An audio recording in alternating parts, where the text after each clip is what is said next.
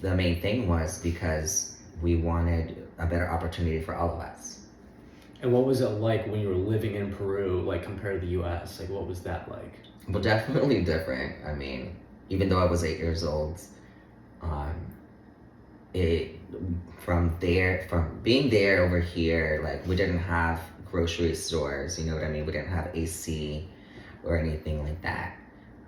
Did we have a nice house? Yes, but there was like no AC. It wasn't like modern like it was here.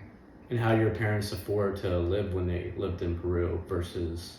My dad worked all the time, and luckily, like me, we lived in my grandmother's house. Who she had money, so it was, I mean, I didn't know about that when I was little. I didn't know, Mhm. you have to like have so much money to like move anywhere, honestly. But luckily, we had not just my dad here, but my grandfather and like two of my aunts as well, and they were the ones that, you know, gathered their money to move us over there. We had to go through like customs, we had to go through like immigration, we had to get our green cards, we had to get everything. So it was a process. So how long did it take you to be able to come here from over there? I would say it took over a year at the minimum.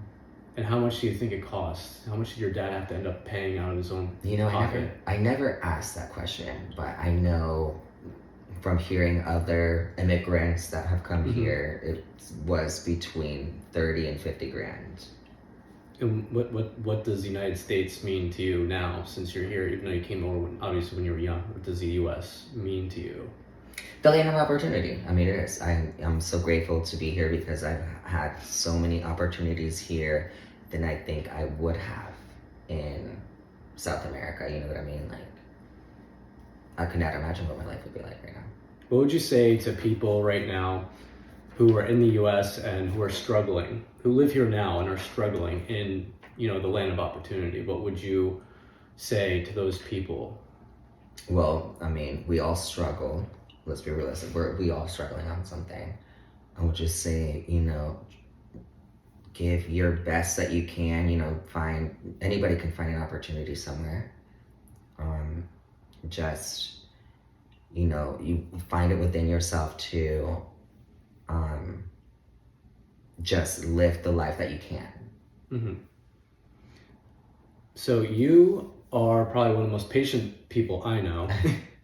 How did you get to be such a patient person? Since I was little, it's weird. And, my best friend Tony would tell you, like, that is my best attribute, I guess, which I can I believe that, I do. I don't know, ever since I was little, I can remember just being patient.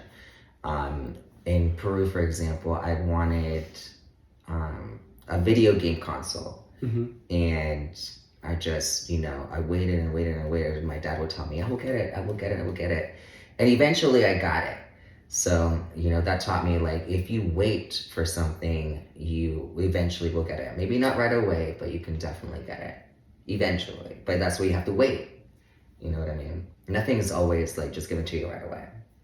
Is there anything in your life that, like, got you to the point that, like, helped you be more patient? Like, any struggles that you had to deal with that got to that point? And probably just dealing with my whole, situation of when I was little in Peru, you know what I mean? It's like I was told, oh, just wait for this, just wait for this. Like, I wasn't rushed. My parents always told me, don't rush things, you will get it. You know what I mean? You can't never rush things, honestly. Now, how long did it take you, and how hard was it for you to learn English when you came here in school from when you came from Peru? It was easy for me because they say, and you can research this, they say before the age of 10, you can easily learn any language at all. That's why a lot of celebrities teach their kids, as soon as they're born, they're like, oh, English, Spanish, Chinese, whatever. It took me about because I came here in the 3rd grade. So it took me up until like the middle of 4th grade to just understand a lot. I would say I understood, coming into 3rd grade, I understood probably 20% of English. And then going into 4th grade, the next year, 90%.